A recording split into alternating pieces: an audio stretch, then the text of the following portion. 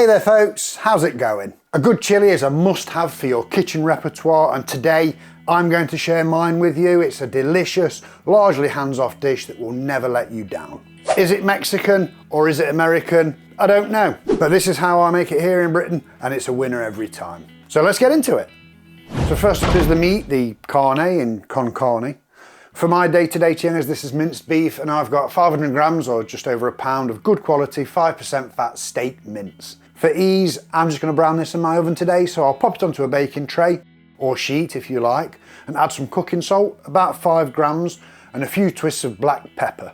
Now you could do this in the pan if you want, but it does take longer. I like to do it in the oven because it's honestly easier, but you do you. So then I'll just break that up with my hands, spreading it out on the tray and mixing through the seasonings as I go. Now for chilli, I want to get this really well browned, and spreading it out like this will help ensure that I get a good even browning on all of the meat. Once that's done, I'll preheat the oven to 220C or 430F, and once it's ready, I'll put the meat in there and set a timer for 20 minutes. While that does its thing, let's get the base of the chilli flavour story sorted out, and that means onions, chillies and garlic. Nothing unusual here. I'll just peel and chop one of the largest onions I can lay my hands on. 2 small ones will do in a pinch, using my usual method. You don't want this to be chopped too finely. We're gonna want this to stand up to some pretty aggressive heat, and if it's too fine, it will just burn. Next, I'll roughly chop 2 medium chillies. Now, I like a bit of heat in my chilli, and these aren't super hot, but if you don't like the spice, go ahead and de-seed them and remove the inner membranes where most of the capsaicin is. Either way, roughly chop those, set them aside with the onions, and we'll fry them both together later. The final element in our flavour base is garlic, and plenty of it. Now you can cut down on this if you want, of course, but to me it's an essential part of our foundation, and it will add a fragrance and a mild heat to our finished dish that we can build on with our spices later. There are as many ways to peel this as there are TikTok videos on the subject, but for me, the old top, tail, crush, remove is the way to go. Feel free to use whatever method you prefer. Once they're peeled, I'll just finely chop them and then keep them separate from the onion and chilli. We don't want this to go into the pan until the onions have already gotten some colour. Now between you and me, the real secret to a good chilli, as with so much Tex-Mex inspired food, is heat. We're not making mirepoix today. There's no sweating the onions down gently, so get a large pan, big enough to actually make the whole chilli in, over a medium-high heat, and add a good squeeze of neutral oil. I'm going to use sunflower, but anything high smoke point works fine. Once that's got a bit of a shimmer to it, I'll toss in those onions and chillies and fry them pretty hard for 4 or 5 minutes until the onions are softened and have started to take on some colour around the edges. This gives us an absolutely fantastic base on which to build that chilli. To that, I'll add a good tablespoon and a half of tomato puree, which I'll flatten out in the pan to give it plenty of contact with the hot surface, and I'll let that cook for a minute or so before stirring it through the onions and adding the garlic. I like to turn the heat down slightly at this point because it's easy to burn things with the garlic and the sugar from the puree in the pan, so I'll turn that down to low just to give me more leeway while I sort those spices out. First up, some chilli powder.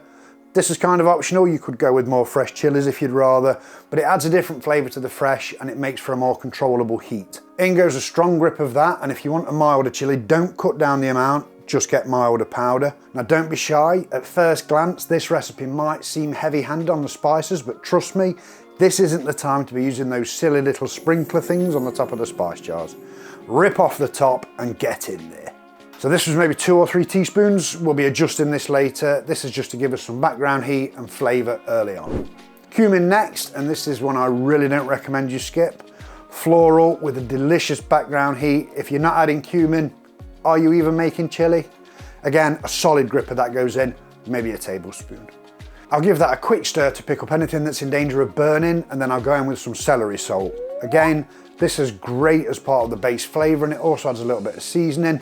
The number one reason chilies can be bland is because they're under seasoned, so let's start working on that early on. Maybe a teaspoon of that goes in, which I'll follow with some garlic granules. Obviously we've already got fresh garlic in here, but the granules have a different flavour and will help boost the fresh garlic as this cooks. Again, I'll be pretty generous with this. A teaspoon, or 2 even, goes straight into the pot. And finally, for now anyway, a bit of my personal favourite, smoked paprika. This will build on the warmth we get from the chilies with the beautiful smokiness that is essential IMHO. Again, we'll adjust this later, so for now I'll just throw in about a teaspoon, maybe 2, before stirring everything through. I'll give that a minute or so over that low heat to just become fragrant, and then I'll add in the meat. After 20 minutes in the oven, this was beautifully browned with some really great crispy bits. Getting it to this point would have been a bit of a faff in a pan, but the oven just makes it a breeze. Once it had its 20 minutes, I just pulled it out, gave the tray a good scrape to pick up all the crispy bits, and then just went through breaking up any obvious big lumps. So that goes into the pan, and I add a few good glugs of Henderson's relish. Worcester sauce is also great at this point. Add both if you have them, or either will work if you only have one. I'll leave a link to the Henderson's down in the description. Now, as an aside, I was recently informed in the comments that the recipe for Worcester sauce is different in the US versus the UK. The UK one is made with malt vinegar, while the US one is made with white vinegar. So if you're in the US, I'd recommend trying to get your hands on some of the British stuff with the orange label and giving it a try. You never know, it might just change your life. Or it might not. No promises. Anyway, with those added, I'll bump the heat back up to medium-high and give everything a stir to combine. Now, I'm sure this next bit might be controversial in some circles, but trust me, it works. I'm adding some Coca-Cola, don't at me. If this seems weird, I totally get it, but the sugar and acidity that this will add are essential to a great chili. Pepsi's probably fine too, let's be honest, we're not doing the Pepsi challenge, but I wouldn't go with anything diet or zero sugar. Get the full fat version for this, you'll thank me later.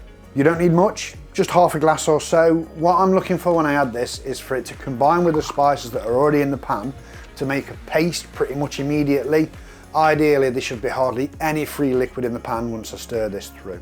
Now I'll just add 2 tins of good quality chopped tomatoes, making sure to use some water to get all of the juices out of the tins. Filling each tin about halfway with the water and making sure it gets everything from the tin before tipping it in. I'll just bring this to a light boil, stirring occasionally, and then I'll pop on a lid, lower the heat to low, and just leave this to hang out for an hour or so. You can mostly leave this alone while it simmers, but do check on it every once in a while. Just give it a little stir to stop anything from sticking, and add a drop of water if it looks like it's getting too dry. So 1 hour later, this has simmered down nicely, and the next step is optional. I like to grab a potato masher and run through the chilli to make sure there are no big chunks of either tomato or meat. It should be cooked down by this point, but the masher guarantees it basically. If it does look a bit dry, do the masher thing first, as that will release some residual water from the tomatoes.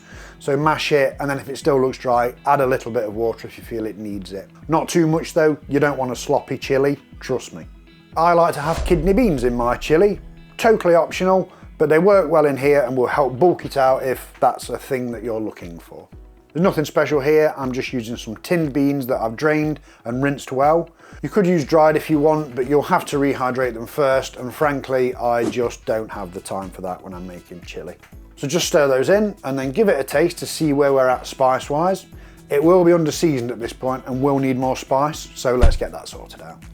I'm not going to add any more salt yet, as it might make the beans toughen up.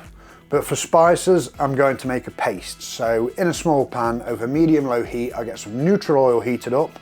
And then to that, I'll add some paprika, a good solid grip, maybe 2 teaspoons, maybe a bit more, and quite a bit more cumin, another tablespoon and a bit. Go heavy with this. Mine didn't need more chili powder at this point, but let the tasting be your guide. If it needs more, add it now.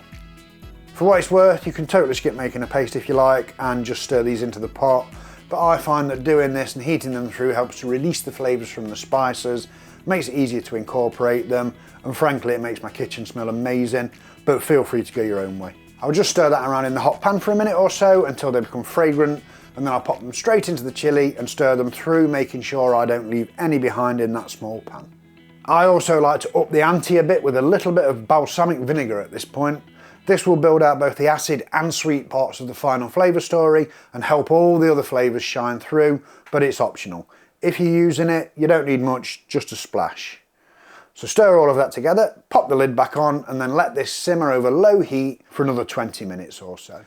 20 minutes later! This is looking great, the consistency is just about right for me, but I will stir through a little more water just to let it down a little bit. It should be chunky and not at all soupy. Give it a taste and adjust as needed. It will need quite a bit of salt at this point, and there's nothing sadder than an under-seasoned chili, so don't be a salt miser. Throw plenty in there, then just taste again, adjusting anything else you feel it needs until you're super happy with it. And that's it done. As a final optional step, I like to stir through some good quality high cocoa dark chocolate. This will bring a rich bitterness which finishes that flavour story perfectly. Totally aware this seems a little bit odd, but give it a go, you won't regret it. This is not much. I think these small bars are about 35 grams and that's all you need. Just break it up, pop on the lid and let it sit for a few minutes and then stir it through to finish.